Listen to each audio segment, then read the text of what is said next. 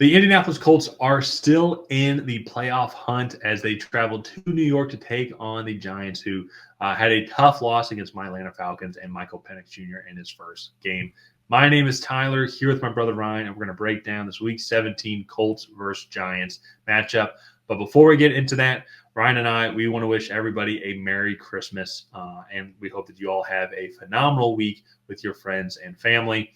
If you like the work that we put out and are excited for a lot of 2025 off-season content, be sure to subscribe to the Tracy Take, tackle that bell to get notified when videos come out. While you're at it, leave a like and a comment. Let us know who you think will win this game and why.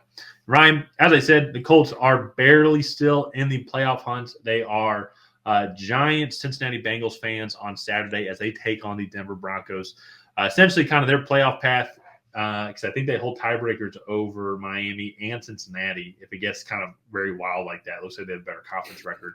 But they need Denver Broncos to essentially lose the rest of their games, and then the Indianapolis Colts need to win the rest of their games. And they also, I think, need the Miami and Cincinnati to also win out as well. So there's just a bunch of crazy tiebreakers that happen to where then they would get in.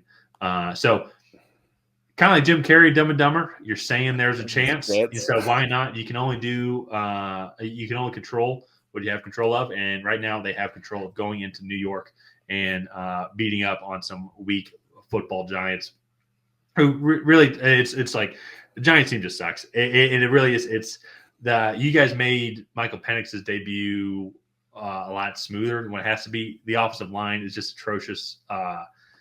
Part of it really was, I mean, they were the reason for one of the Giants' pick sixes. One of the pick sixes that they gave up. The Evan Neal just absolutely just stumbled over his feet, and then that made a batted up pass easy to catch in return for a touchdown by Matt Judon. And that was just kind of, I felt like this like just a good summary of just how the Giants played and just kind of what their whole season has been. And the Colts, they nearly blew the game against Tennessee. Beat up 38-7 and then allowing them to come back to 38-30.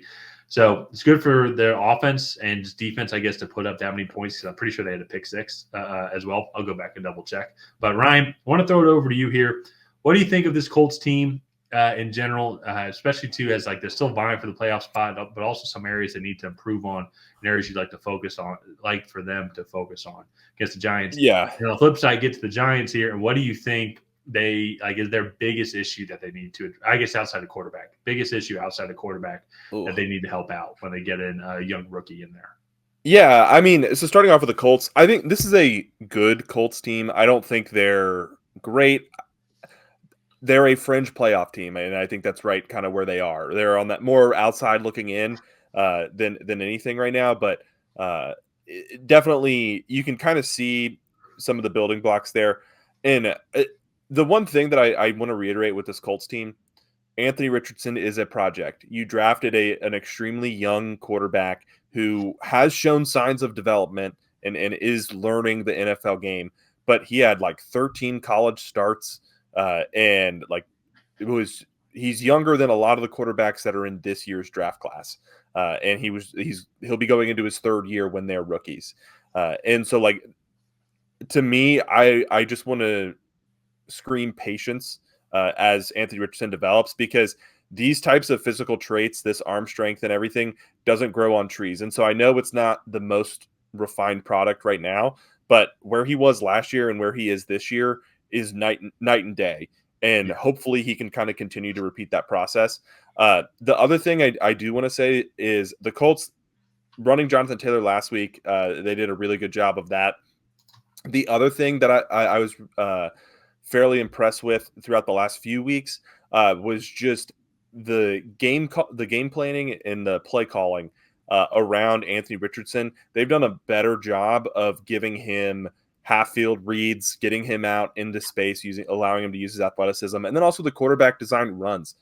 Those are so freaking hard to stop when you just put Anthony Richardson in the shotgun, you put Jonathan Taylor to his left, and then you just run like outside zone style run play where Jonathan Taylor's the lead blocker. You have the offensive line and everybody kind of running to the left, and then Anthony Richardson is just running the football. And it's like that's so hard to stop, and it feels like he gets at least 3 or 4 yards every time. And they've mixed a heavy dose of that into the game plan here. And with Dexter Lawrence being out for this Giants team, I think it's going to be harder for this Giants team to stop the run, as your Falcons team saw. And so I think kind of getting over to the Giants, one, they need to get healthy. Two, this offensive line is just abysmal. Like, Andrew Thomas has been out, and like since then they couldn't block anything. Well, it's one of the things they talked about too as well. I forget who called the Falcons Giants game, but I've heard them before, and they're really good. Dude sounds like Greg Olsen, but it's not Greg Olsen. He's a little bit older, but I'm sorry, I apologize for forgetting the name though. But he had a good point though with Evan Neal. Is like he's so big, is like it's not bad to kick into guard. He just doesn't seem like he's mobile enough to kick into guard. But I would think too, if he's how big he is, and now you have Tyrone Tracy in the backfield as well, I think he could really have a good running game if he kicked into right guard. And honestly, you got him for a first round pick, and I think that was 2022, right? Yeah, that was 2022. So you still have him for another year after that if you take up his 5th year contract. They probably won't, but like maybe we'll try it out and then like see if they can get him on cheaper. Could you imagine paying Evan Neal like $20 million?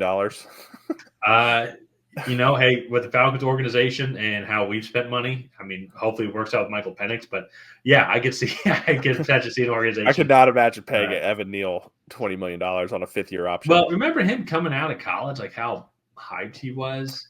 That it turns out though that he was just so big and strong that it was hard at that level of football. It was just hard for guys to young to do much with. Yeah. And he is like 6'7", 340. Like, he's a big dude. It just, he doesn't have the lateral athleticism, I think, to succeed at tackle. He also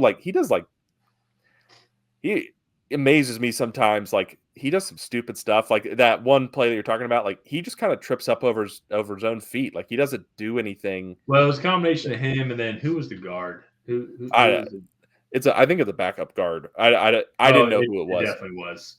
I think the way the entire Giants team plays is they're backup guards. But who was a guy here? Greg Van Otten, or Greg Van Roten. It was just a weird little stunt by us, and both guys just fumbled over it.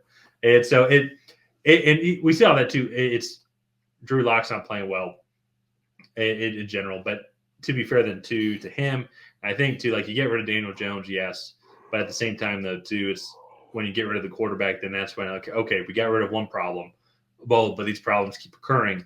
Now we can dissect it even deeper, like on what the real problems are. And so Daniel Jones deserves to go. He was a starting quarterback in the NFL. I'm just saying it kind of when you take out the one scapegoat. Offensive line for the Giants sucks. Defensively, they have talent there. Like, I like Kayvon Thibodeau. They traded for Brian Burns, who's been playing well. You're right. Dexter Lawrence got hurt. It kind of hurt overall, because his defense actually isn't atrocious overall. They still held this Atlanta Falcons team to really just 20 offensive points because they gave up 2 defensive touchdowns. That's what I think is going to be interesting here in this matchup is this Giants defense, I think, can potentially slow down Anthony Richardson and this team. So it is possible for this Colts team, which has been inefficient at times. They have not been very productive. Just mistakes, silly mistakes by Anthony Richardson, drops by the receivers, errors on the defensive side of the ball where they give up big plays. That is possible, in this matchup. That all being said, though, I just don't think that the Giants team this is probably one of the worst Giants team in 40 or 50 years. And I just feel like the Colts, they're going to win this game, especially too if they know with the Broncos losing, the Bengals winning on Saturday, which I predicted. Ryan did not. So I have to see how our seasonal competition goes. I'm going to go with Indianapolis in this one here. They're just the better team overall. I know I just made the comment about the Colts being inconsistent. Giants take that to a whole new level. And so I'm going to go with the Indianapolis Colts here in this victory.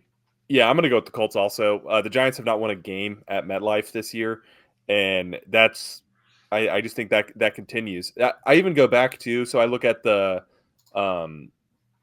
their wins that they do have. So they beat the Browns 21-15 early on in the year before we knew the Browns were that bad. Then they had that Seahawks win where they were up like 22-20, and then they returned the kick to go up 29-20 and make that a 3-score game. I don't know if you remember that. Bryce Ford Wheaton recovered the blocked kick, and then he returned it for a touchdown to beat the Seahawks.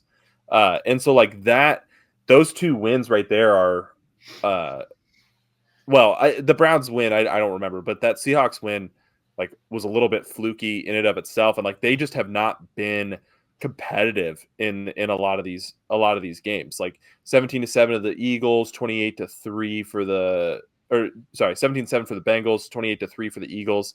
Sorry to remind you of 28-3, but and then like 26-18, 27-22. 2017, 30-7, 27-20, 14-11. Last couple weeks, 35-14, 34-7. So like they've been competitive in some of these games and then not competitive at all in others. And that's what makes me think too that Brian Dable is going to get fired, just because at least if they were like 2-14, but they're losing all these 1-score games with the talent that they have, you could be like, hey, let's make some talent, but they're just not competitive, really, just in general. So we'll kind of wait and see what happens in the offseason. This could still be an interesting game if the Colts are still in playoff contention, but the Broncos win on Saturday, that this game becomes meaningless unless for people who want the Giants to have the first overall pick. Yeah. So we're both taking the Colts in this one. Let's go ahead. Let's wrap it up here. If you guys have not already, please go ahead and like and subscribe. That is the best way to help out the channel. While you're down there, go ahead and leave a comment on who you think is going to come out ahead. Will it be the Indianapolis Colts? Will it be the New York Giants? Other than that, we'll see you guys next time.